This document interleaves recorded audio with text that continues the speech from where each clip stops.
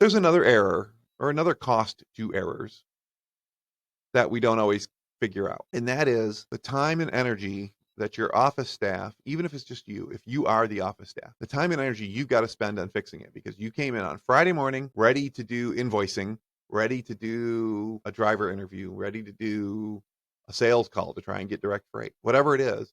And now all of a sudden you got a payroll error and you have to fix it now because the driver is really upset and they're like, I will pull this truck over. I am somewhere in Nebraska. Good luck finding your truck.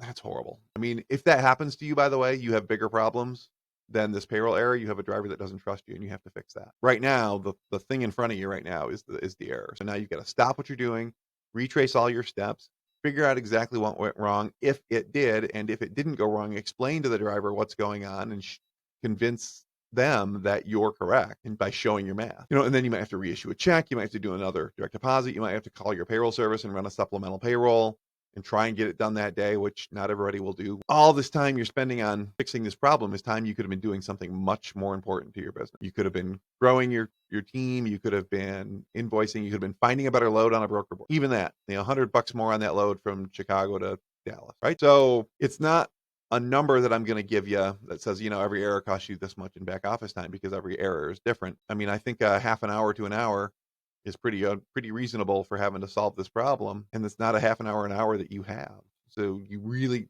it's why it's so important to not make the errors whenever you can. I don't think anybody's making errors on purpose. So I'm not saying that, but I'm saying that, all these errors take up time and it becomes an emergency.